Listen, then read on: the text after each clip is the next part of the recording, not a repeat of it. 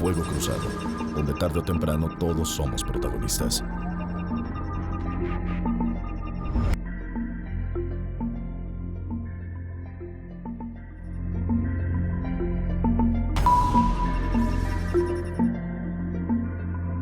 La creatividad nos da la innovación, pero esta no nace con esa educación del modelo educativo que el asesinó, uniformando mentes con opresión, exigiendo obediencia sobre la razón, prefiriendo ante todo calificación, mientras no se valora la autorrestricción. Muchísimas gracias por estar de nueva cuenta en MXN, su televisión. El nombre del programa es Fuego Cruzado, el mío, Lilia Arellano. Y hoy tenemos para usted un tema que discutiremos con dos personajes que usted ya tiene muy bien ubicados y catalogados y que pues vemos con mucha atención. Un tema que tiene que ver con todos, que es la educación. Manuel Solares, ¿cómo te va? Hola Lilia, con el gusto de estar contigo. Siempre te da mucho gusto estar conmigo, ¿verdad? Mucho gusto. Mucho. A mí a veces no tanto porque porque luego te metes con las edades y todo eso y no aceptas que eres el mayor, el mayor de viento negro. A eso le huyo, no le buigo.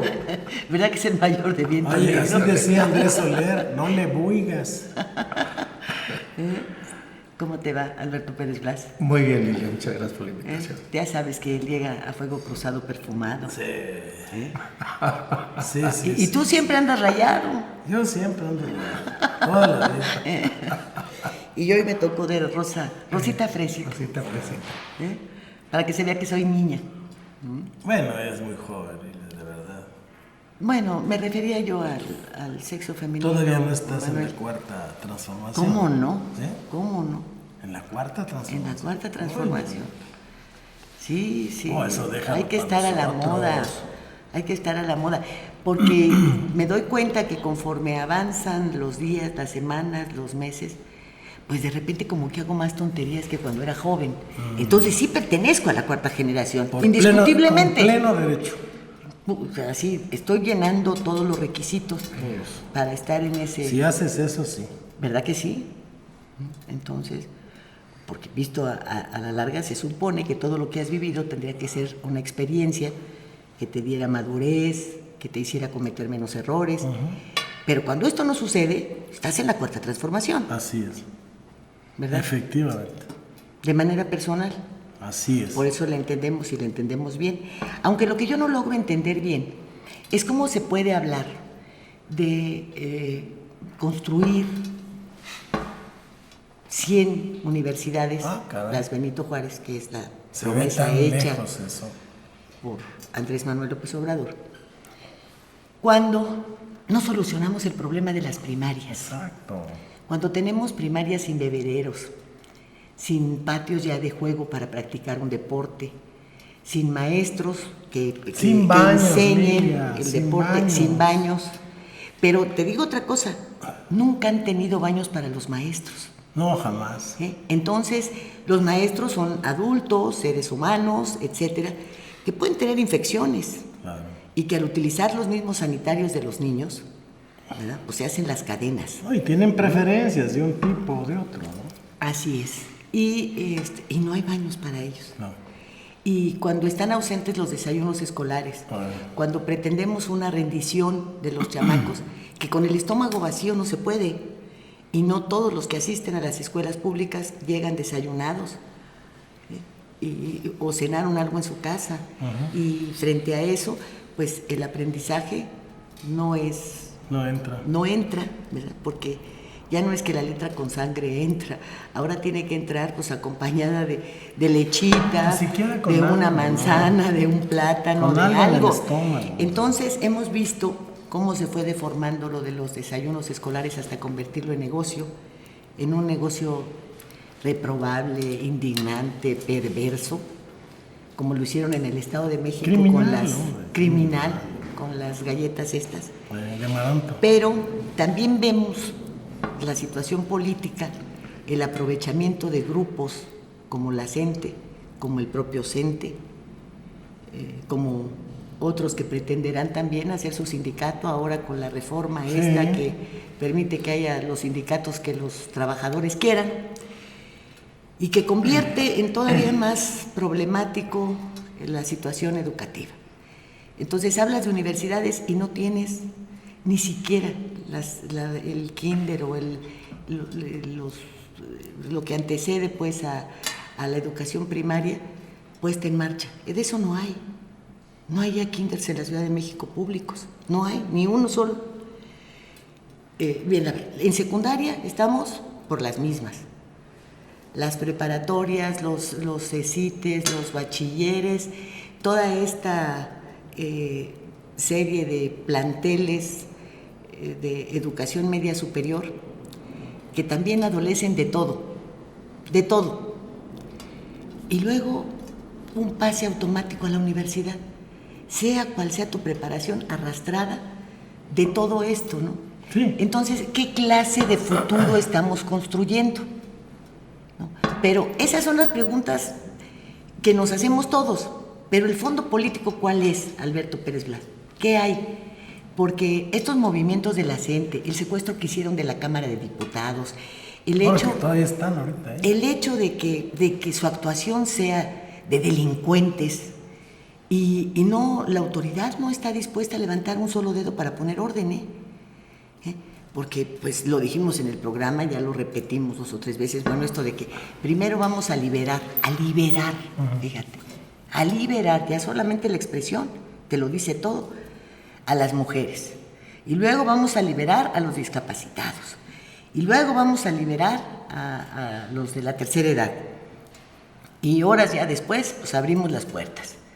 Oye, esas son actuaciones de terroristas, gangsteriles. ¿Y qué? Esa misma expresión que tuvo don Andrés Manuel para los campesinos de que aquí no me hagan a mí movimientos, porque esos movimientos nomás los hago yo. ¿Por qué no se pone así con la gente? Hay 2 renglones independientes de la falta de seguridad que padecemos todos, que están en situaciones dramáticas, la salud y la educación. Y los trasfondos son meramente políticos. Y económicos. Pues yo diría que, es que lo que no ante una lógico, cuarta transformación sin dinero, primero están siendo políticos, ¿no? Pero lo que no suena lógico, suena a metálico. O sea, es un dicho muy viejo. O sea, si tú no le encuentras una explicación a algo, pues sigue la ruta del dinero. Exacto. ¿Qué hay en el fondo político? Cherchez l'argent, decían los franceses, busca el dinero. Mira, Lilia, mi opinión con respecto al aspecto educativo, te lo dividiré en 2 grandes ámbitos para no ser extenso en la exposición. El primero, a una confusión ideológica en la cuarta transformación respecto de lo que es el modelo educativo. Si tú te percatas, desde la campaña hasta la fecha, hay una serie de aseveraciones incluso que se contradicen respecto de lo que debe ser la educación.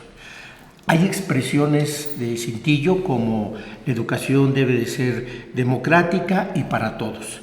¿Y esto qué implica? Por ejemplo, democrática y para todos implica eliminar requisitos, por ejemplo, para aprobar un ciclo escolar, para ingresar a un ciclo superior.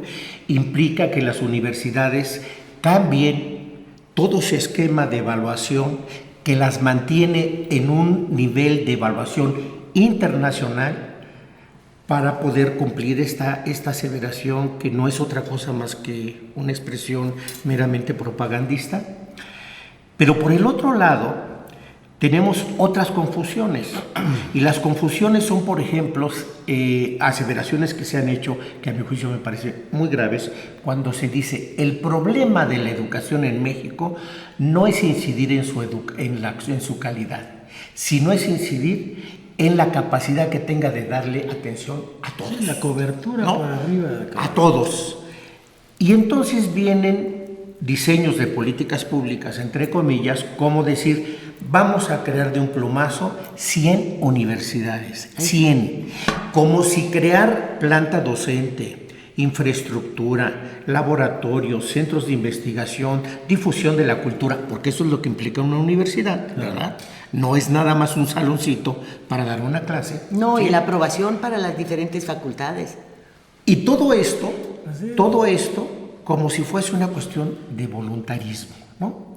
Y entonces se dice, con el modelo de la Ciudad de México, y si revisamos el modelo que le llaman de la Ciudad de México, que es la universidad que se creó durante la administración del ahora señor presidente, en su momento jefe de gobierno, es una universidad que muchos llaman anárquica. ¿Y por qué? Pues porque no tiene requisitos de ingreso, no tiene requisitos de evaluación, no tiene requisitos para asignación de currícula para las carreras que se establecen. El alumno tiene la libertad de pronto de querer ir a una clase en lugar de otra porque le parece que le sirva más a su orientación, en fin. Este concepto, a mi juicio, parte de una confusión, no tienen claro qué proyecto educativo requieren y entonces se dan esta serie de confusiones que pueden. Y digo pueden porque yo todavía sigo insistiendo, la fortaleza de nuestras instituciones puede parar este tipo de acciones.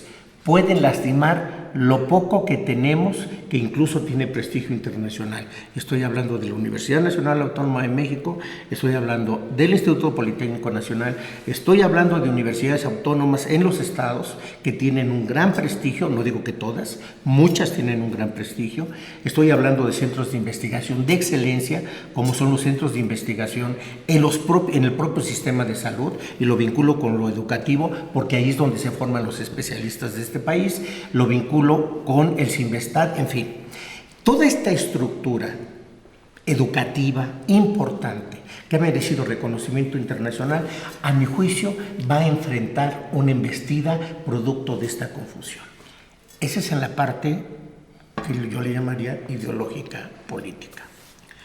Pero hay otra parte que es la política política. Y con la cual me quiero referir específicamente a una organización que yo considero disruptiva. ¿Y a qué le llamo yo organización disruptiva? Aquella organización cuyo propósito es romper el orden establecido. ¿Sí? Bien. Y con esto me quiero referir a la Coordinadora Nacional de Trabajadores de la Educación.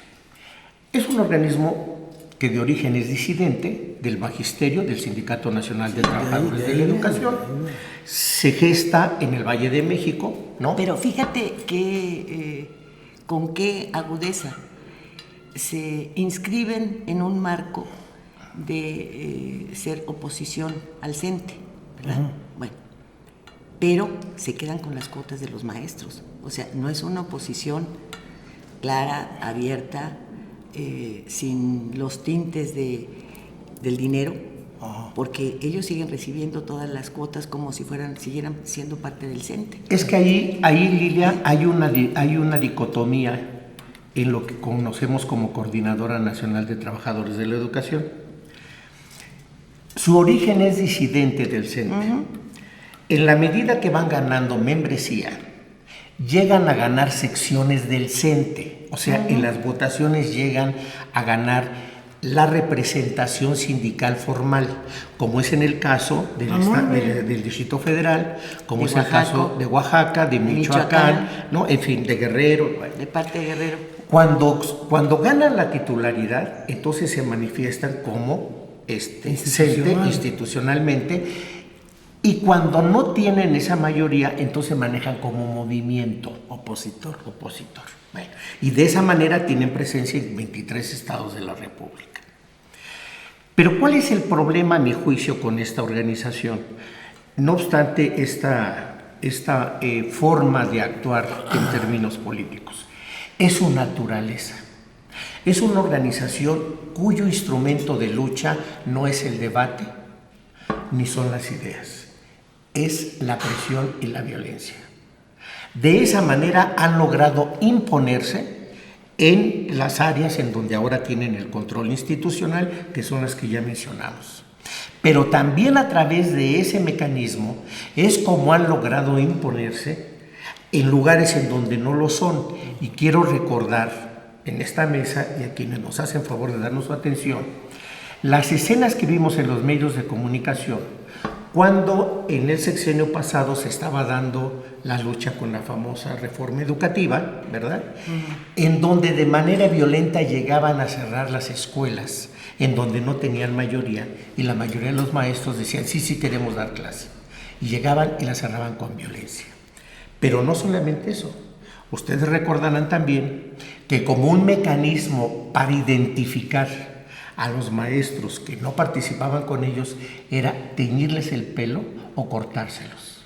Recuerden ustedes las escenas que se vieron en cadena nacional, en donde llegaban ya profesoras ya de edad adulta, literalmente las sometían y les cortaban el pelo para evidenciarlas y después pasearlas por lo que ellos consideraban una traición al movimiento democrático.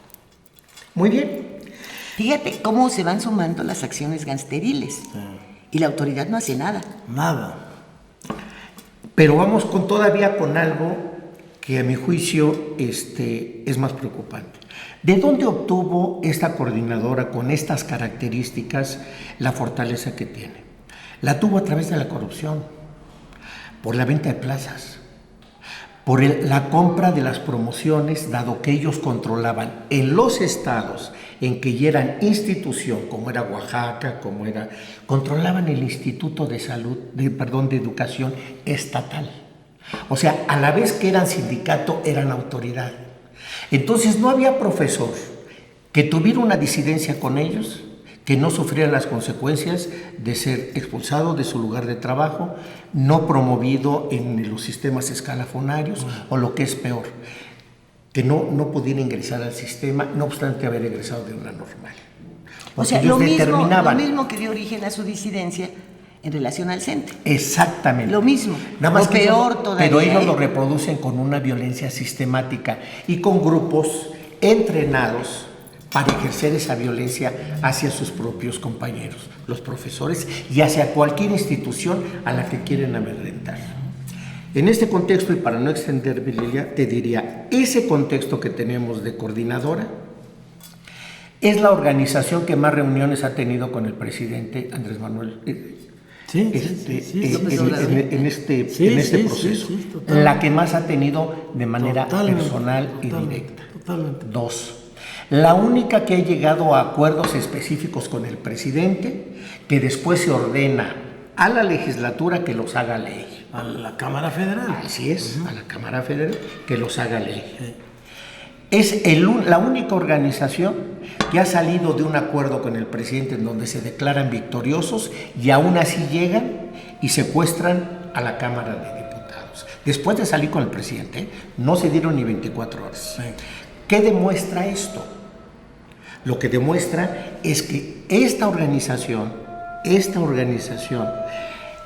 hace presente dentro de la Cuarta Transformación el que no solamente es una organización vinculada estrechamente al presidente de la República, sino además que tiene permiso y tiene impunidad para hacer lo que desea. Lo que le venga en gana. Lo que le venga en gana. Y nada más recuerdo para finalizar que esta misma organización es la que paró durante semanas, estranguló todas las vías férreas que alimentan al Bajío mexicano, sin importar las consecuencias que eso traía, y lo que pedía eran canonjías económicas. Bueno, pues el broche de oro está, y lo dejo en la mesa, en 3 cosas al menos. En la reunión con el presidente, según su decir, ahí están las declaraciones de prensa, no es un dicho que yo diga, las declaraciones de prensa y las declaraciones del propio presidente de la República, porque él dice incluso que algo que es tan temerario como que la CENTE maneje las plazas de asignación, las plazas nuevas de asignación para los nuevos profesores, no fue una presión de la CENTE. El señor presidente dijo en una mañanera, fue una propuesta mía. O sea, le dio a la CENTE el control de las normales de Y todo el sistema de normal mayor, del país. Y a partir de ahí es donde habrá de nutrirse toda la militancia futura de la CENTE. ¿Para qué? Yo lo veo así, para convertirla en el mayor sindicato de América Latina, que es el de los maestros.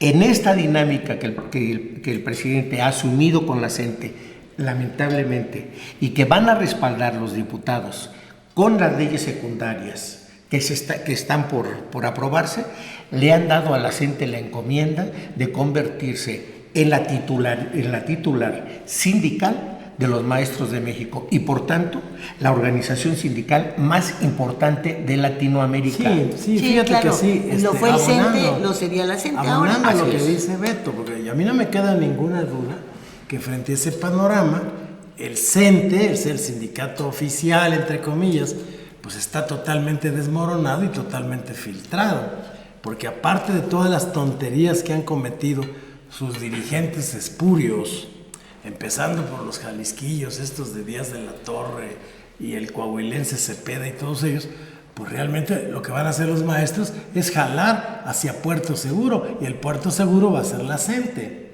Eso no me queda duda. Y sí tiende a convertirse en el mayor sindicato de América Latina. Claro. Ahora, claro. Esa es la parte sindical. Pero hay otra parte, Lilia. Y esto tiene que ver con la identidad nacional. Y eso se me hace todavía más grave.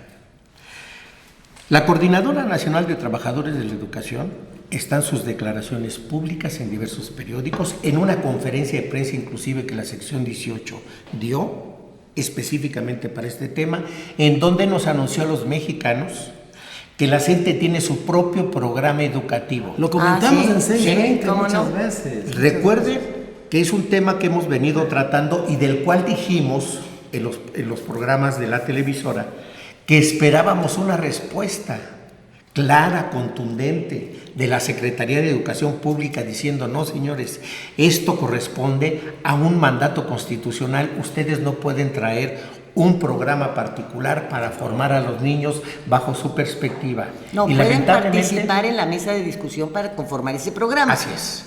Pero lamentablemente se inició el ciclo escolar, nunca escuchamos que hubiera una respuesta negativa de la SEP en este sentido, y sí encontramos una ratificación que hizo la CENTE al inicio del ciclo escolar. Y dijo, tampoco una declaración del CENTE, la CENTE está practicando en las escuelas donde tiene control su programa educativo democrático. ¿Y qué trae este programa educativo democrático? Ojalá trajera cosas de avanzada, Lilia. Nada más dejo un dato. La CENTE cree que todavía discutir el comunismo es discutir una teoría filosófica de moda, con futuro, para construir el comunismo. No lo digo yo, insisto, está en la declaración que ellos hacen de su programa democrático. Y nunca oímos una aclaración del CENTE ni de la CEP. Nunca, yo no lo oí. Entonces, son las vertientes que yo veo que están en este momento en juego dentro de la discusión del sistema educativo nacional, o lo que se ha llamado la reforma de la contrarreforma, o la contrarreforma de la reforma, que ya no sabemos ni qué es. Porque hasta la fecha, con todo respeto al señor secretario de Educación, no ha habido nadie en la Secretaría de Educación, ni él mismo, que tenga claridad, al menos no lo he expuesto así al público como nosotros, ¿verdad?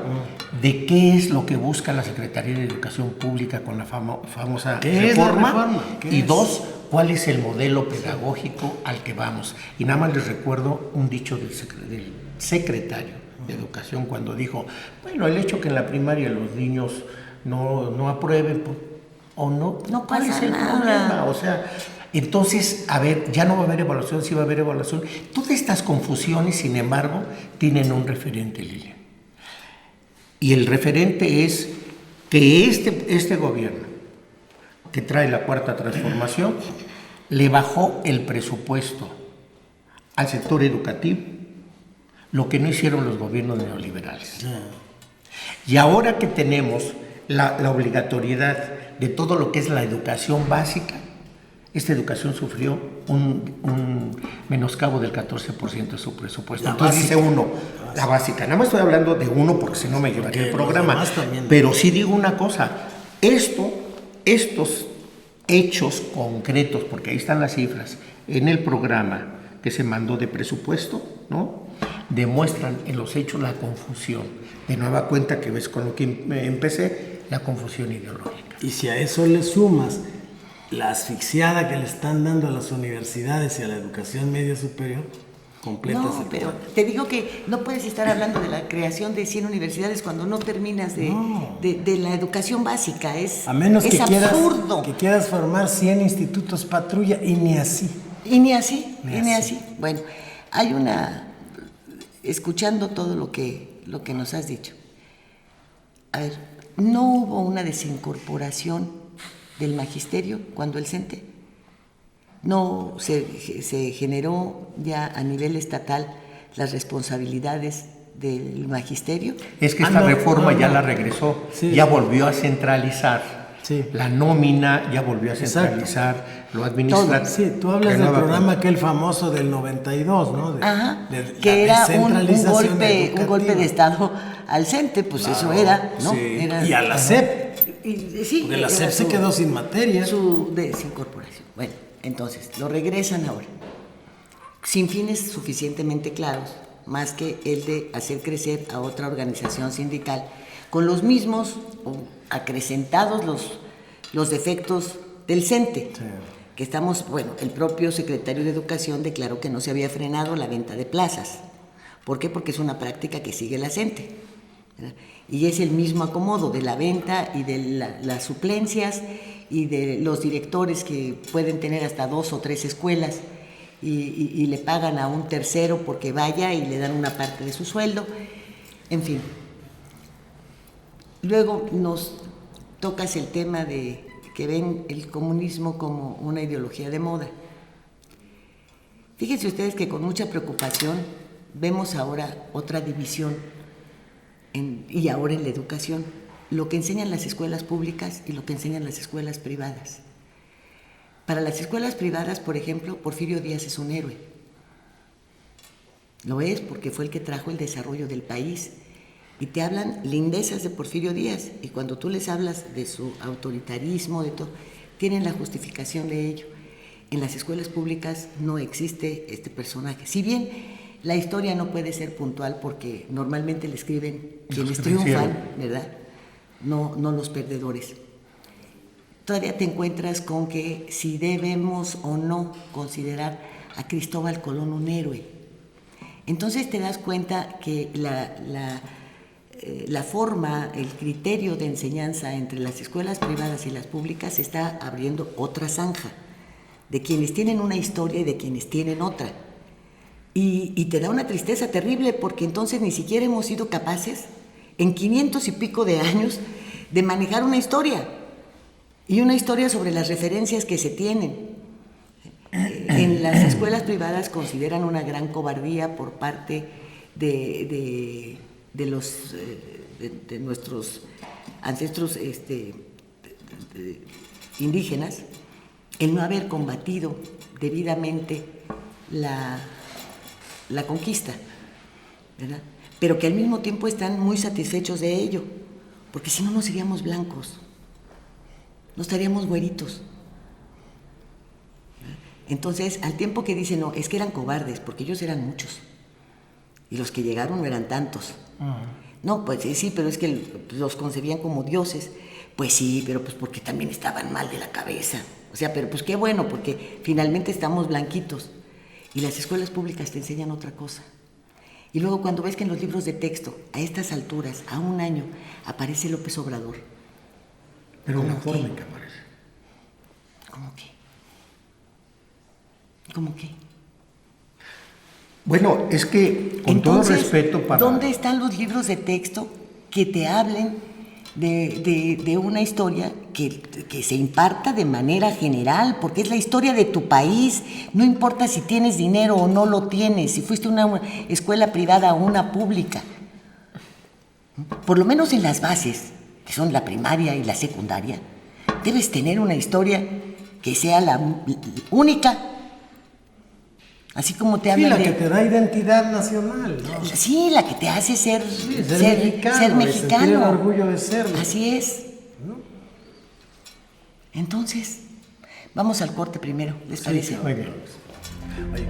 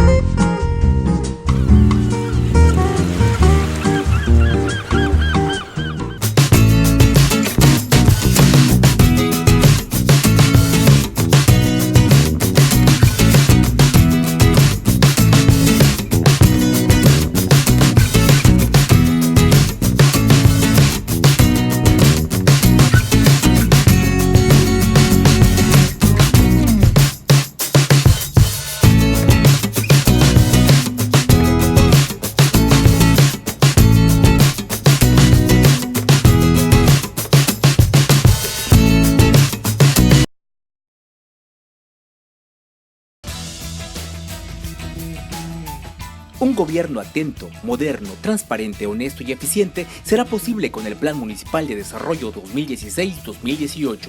A través del eje rector Isla Mujeres de Buen Gobierno se garantizará mejor atención a la ciudadanía con un gobierno cercano y de puertas abiertas. Hoy, gobierno y sociedad suman esfuerzos haciendo futuro por un mejor Isla Mujeres.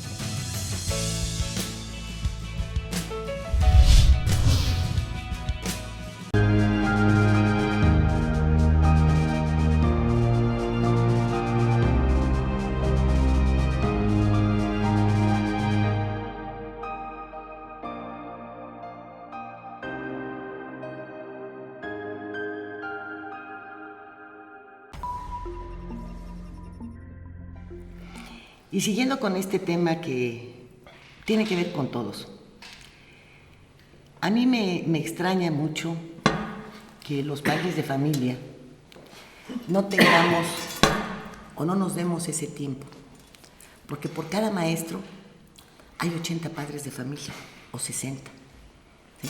Un aula de 30. Entonces la presión que podríamos ejercer los padres de familia sobre el CENTE, la CENTE y cualquier organización sindical que esté viendo en la rama educativa una forma de sobrevivencia personal, de interés político, de posiciones de esta naturaleza, debiéramos oponernos. Pero no hacemos nada, porque hay que ir a trabajar, porque hay que hacer muchas cosas. Y entonces no nos damos ese tiempo y después nos quejamos de que el chamaco ya llegó a quinto de primaria y deletrea, no sabe leer. Porque yo quisiera también que muchos padres me dijeran que de vez en cuando, ¿verdad?, en lugar de ponerse a jugar con los chamacos a las guerras, ahí en Nintendo y Nintendo y sus plays y no sé qué tantas cosas, y le dijeran, a ver, léeme una hojita, a ver cómo lees. Y que lo hicieran a partir de segundo año, ¿eh? No lo hacen, no lo hacemos. Entonces, estamos dejando aquí en blanco y negro todos los intereses que hay en el magisterio. Pero ¿y los intereses de nuestros hijos? ¿Y la educación de nuestros hijos? ¿Y la preparación de nuestros hijos? Porque bueno, a lo mejor por tanto trabajo, lo que tú quieras y mandes, no puedes sentarte con ellos a hacer la tarea. Pero sí debes preocuparte por cuáles son sus calificaciones, ¿no? Por lo menos. Y tienes un día de descanso, o día y medio, o 2. Dedícales 1 hora. 1 hora. No todo el tiempo. Porque también vas a reclamar que tienes que descansar, o que divertirte, o qué sé yo. Pero 1 hora. 1 hora de calidad. ¿Y por qué no? Así como también exigimos que por qué no hacen sus marchas en las tardes, o en las noches, o sábado y domingo, cuando no hay clases, sino que hay que interrumpir las clases. ¿Por qué no les hacemos una fiestecita un sábado? Para reclamarles a los maestros qué están haciendo con nuestros hijos. Para decirle al señor Esteban Moctezuma que deje su pasividad y su obediencia para que asuma su responsabilidad y ejecute las acciones que debe emprender el titular de la Secretaría de Educación Pública. Y que presenten sus proyectos educativos que no sean sexenales, que no marquen un terreno ideológico. que nos hablen de la historia desde la conquista, de la que está ya inscrita y que escribieron los frailes y que escribieron los conquistadores y que está documentada, por el amor de Dios. No necesitamos inventarnos a quién es héroe o quién no. ¿Verdad? No, cada quien tiene la historia que le conviene o que le gustó y le da la narrativa que le gustó. ¿Y quién habla, por ejemplo, de que este primer mestizaje no fue con los españoles? ¿Les han enseñado a los niños que fue entre los aztecas y los mayas? Y que lo encontramos en la terminación de la nomenclatura de sus zonas arqueológicas. No, porque también ese es un mestizaje. Claro. Es como la migración interna, es lo mismo. Diferentes. Dime tú, ¿en qué libro de texto aparece? No. Y que eso es para sentirte orgulloso.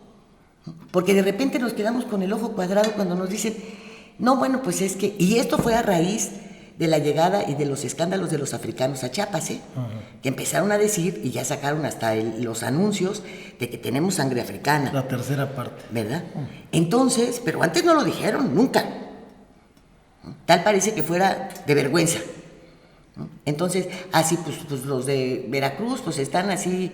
En Veracruz y en Guerrero, decía. Sí, todos chinos y prietitos, porque ahí llegaron los africanos. Pero qué diferencia donde llegaron los italianos. ¿Y qué diferencia donde llegaron los franceses? No, no hay esa historia que nos marque el México que somos en realidad, el de las diferentes razas, el de pues una serie de los 156 idiomas, ¿no? 158 etnias. En fin, todo eso. Lengua, todo eso que no aparece, que no lo tenemos debidamente documentado y que simplemente pues se habla de Hernán Cortés, de la llegada a Cozumel, y empiezan todas las distorsiones.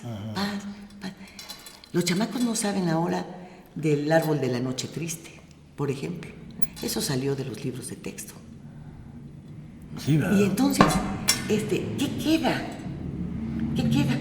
A ver, Lilia, suscribiendo lo que tú dices, yo te diría, construir esto que expones, es al final conformar la narrativa que como país nos da identidad, según las palabras mismas de Manuel. No, pero no son las palabras, es la verdad, ¿No? Es la Entonces, terca realidad. En ese sentido, yo diría, construir eso requiere necesariamente, obligadamente, para que sea genuino, un gran diálogo nacional, con todos incluidos en la discusión. No es posible que llegue una organización porque ahora tiene o está vinculada al poder político a decirnos ahora cuál va a ser la narrativa que tenemos, con la cual tenemos que construir el México del futuro. No, porque... Y nada más quiero dar un último dato de lo que decía. Esto que hablo de la CENTE, de la Coordinadora Nacional de Trabajadores de la Educación, para que no haya confusión, lo ratifica un funcionario de la Secretaría de Educación Pública, el subsecretario de Educación Superior, quien en un foro académico dice que para poder pensar en la cuarta transformación y para comprender su magnitud y alcances, se tiene que pensar como un comunista. Sí. Y el secretario de Educación sale y en lugar de correrlo por estar violando el artículo 3 constitucional, le dice: hemos manifestado al señor subsecretario el que tenga cuidado en las reflexiones que a título personal establece cuando las haga, aunque haya sido en un grupo cerrado, y con eso se acabó el problema. Pues es la regañada que le pusieron al de los uniformes, ¿No? Sí, al de los uniformes escolares de Quintana Roo, una vez descubierta toda su tranza, que lo regañan, que le llaman la atención. Es exactamente lo mismo, pero mira, solo que aquí estamos para que hablando puedas de la conciencia futura de la nación. Fíjate, tenemos historiadores, tenemos investigadores, esos son los que tienen que escribir la historia, esos son los que tienen que sentarse y ponerse de acuerdo.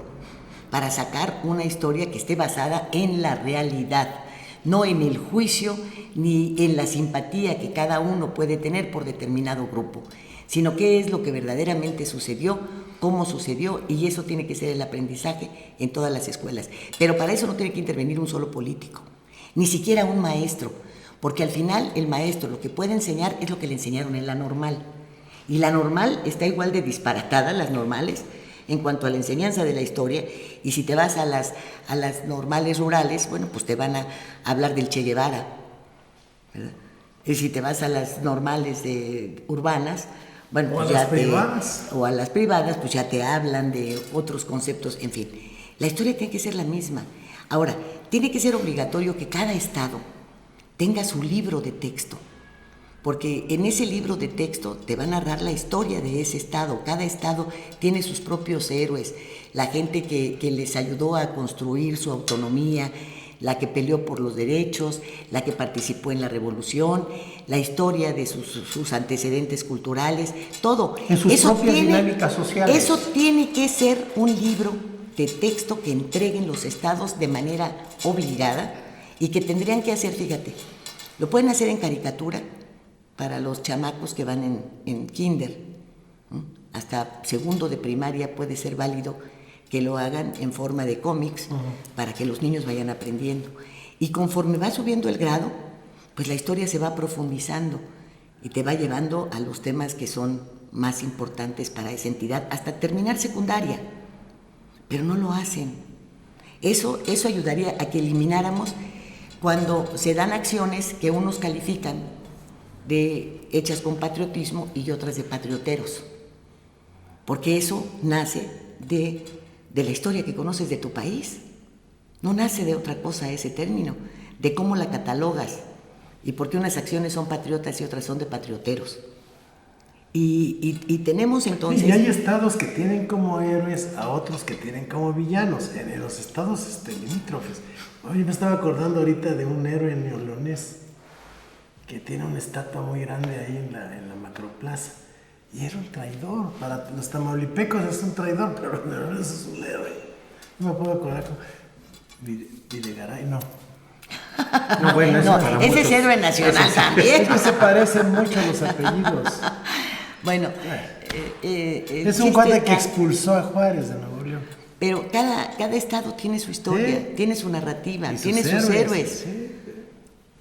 Imagínate, por ejemplo, la grandiosidad de la cultura maya. Es para que los que llegamos allá y tus hijos empiezan a amen el lugar. ¿No? Ching, ¿por qué no nací aquí? Pero que conforme esto hagan el esfuerzo por quedar bien con esa tierra que tuvo tanta gente, tanto pasado, tanta historia. Pero no, de repente ahí nomás les enseñan que si Gonzalo de Guerrero, que si anduvo con la de Nachancán, y que le inventaron el nombre, y que el primer mestizaje, no.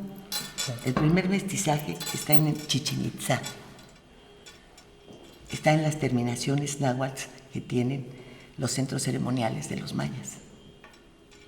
Entonces, bueno, y eso, todo el mundo eso está a Cumal, ¿no? Donde está la estatua a Cumal donde está la estatua de Guerrero. De Gonzalo de Guerrero.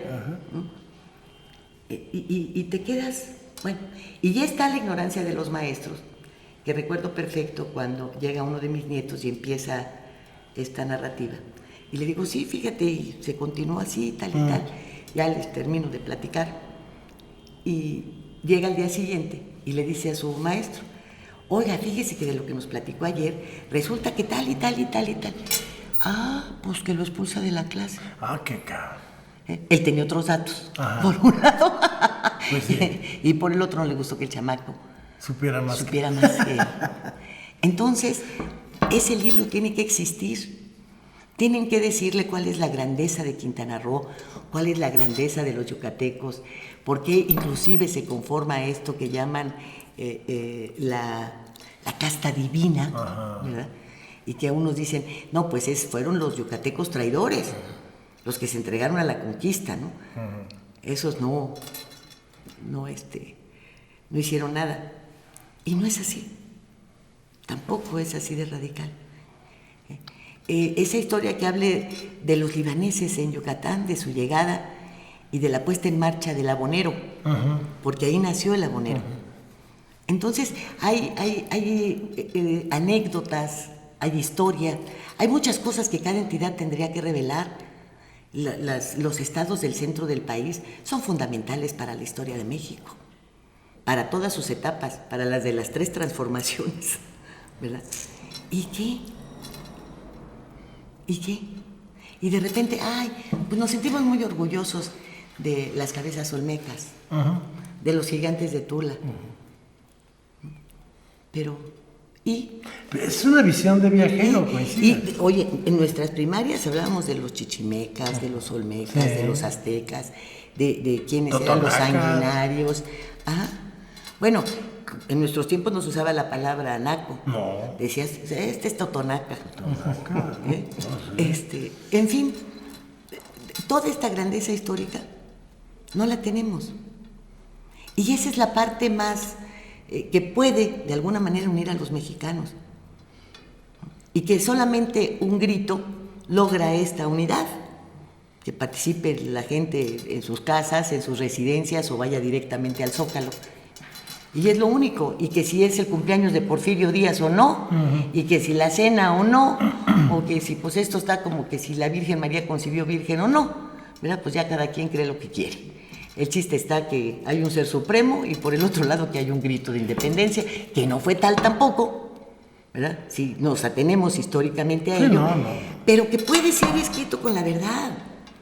O sea, no hay... Pues ya a estas alturas, ¿verdad? Bueno, lo del 24 de diciembre más claro lo tienes cuando hemos sido un pueblo católico por excelencia durante muchos años, o décadas, o siglos, y de repente te dicen que no fue el 24 de diciembre porque las posiciones astrológicas no corresponden a esa fecha y que más bien es en febrero. Pues sí, pero entonces te dicen es que es el simbolismo de un luchador social, si lo quieres ver así, al que ese día se le festeja, ¿no? Y ya nadie dice nada.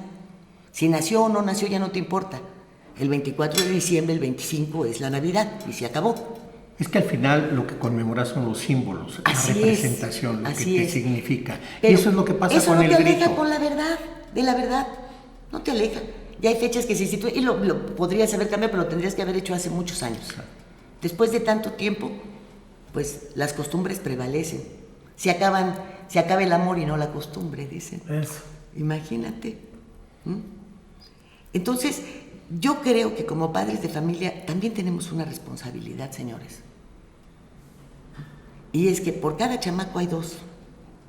No nos pueden decir que si este es el sindicato más importante, porque si hay 1,000 maestros, 1,000,000 de maestros, ¿verdad? Entonces tenemos el triple de padres de familia. Porque si tantito me acomodan, hasta las abuelas van. Claro.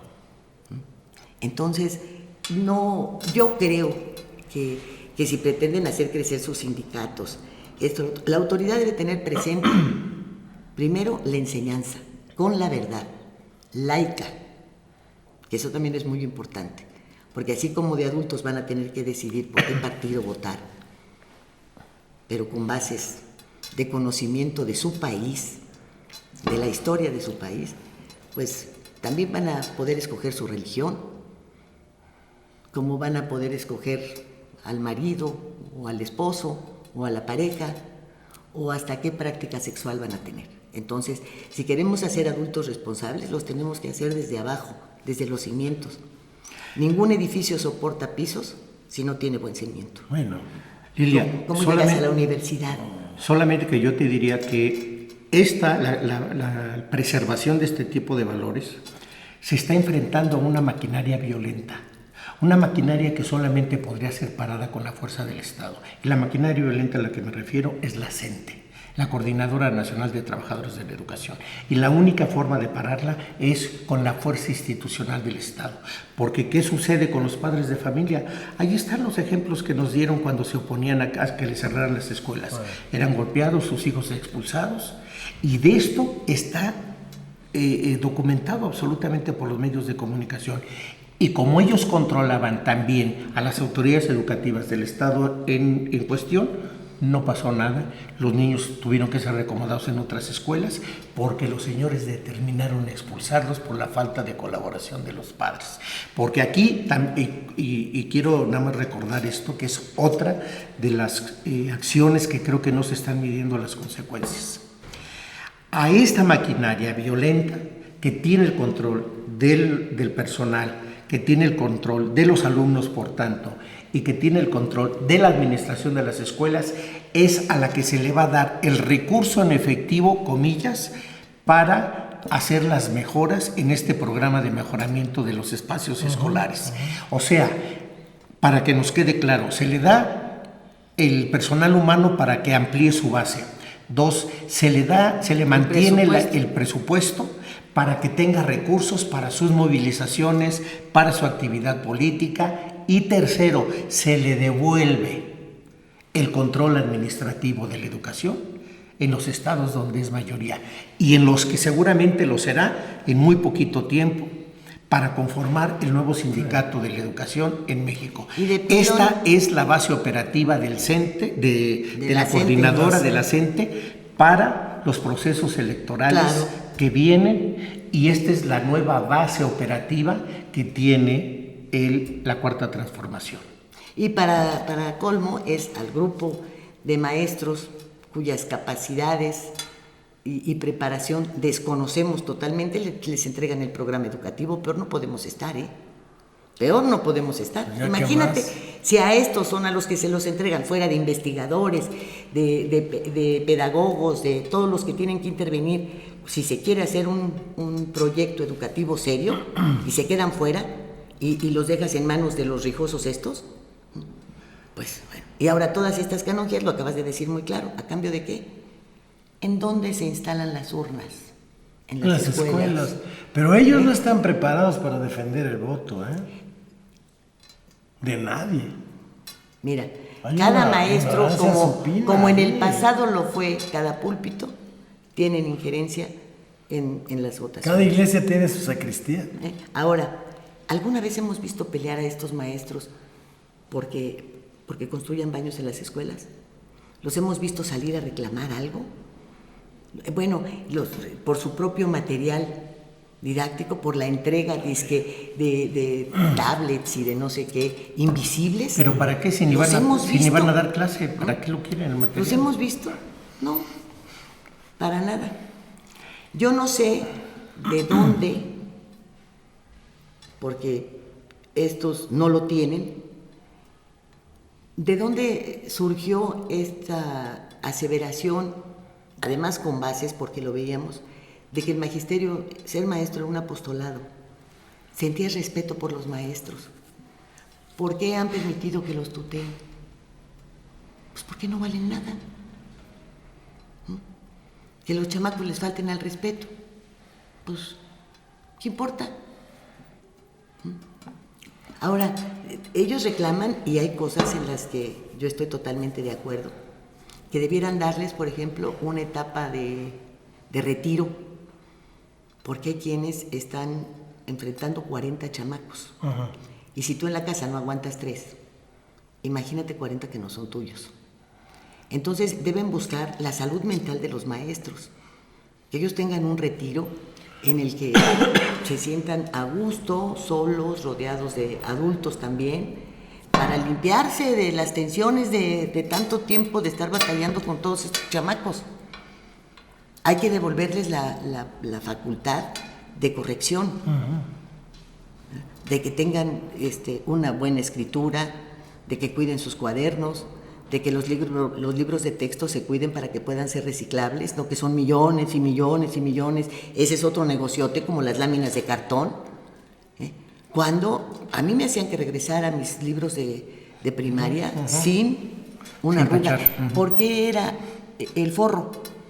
Pues para evitar que la pasta, la portada se maltratara. Pues de ahí surgió que tuvieras que forrarlos. Entonces, estas impresiones que hacen millonarias de libros y libros y libros de texto, es otro negocio. Claro. Entonces, yo creo que los padres de familia llega el momento en el que te tienes que involucrar, sobre todo frente a cambios como estos, y a la segunda temporada de una reforma administrativa. que no tiene nada que ver con la educación de nuestros hijos, con la mala educación que están recibiendo nuestros hijos. Y bueno, no hablemos de las escuelas que conformaron al líder de la Cuarta Transformación y a algunos de sus funcionarios que confunden la gimnasia con la magnesia, ¿verdad? Y a los obedientes como Esteban Moctezuma. Tancredo. ¿Verdad? Señores, pues creo que tenemos mucho que reflexionar. Sí, ¿verdad? Un tema de preocupación. Sí. Claro que sí. Y yo creo que para ampliarlo, ¿qué les parece si para el próximo programa invitamos un par de catedráticos? Excelente. ¿Verdad? Para que nos digan qué opinan de 100 universidades. Y cómo llegan los muchachos a las universidades. Muy bien. Porque si revisamos sus exámenes, hay nanita. ¿Nos despedimos? Alberto Pérez Blas da las gracias, Lilia. Muchas gracias por la invitación. Manuel Solares, buenas tardes a todos. Muchísimas gracias por el favor de su atención. Y si nos lo permite, pues estaremos en MXN, su televisión, la próxima semana. Gracias.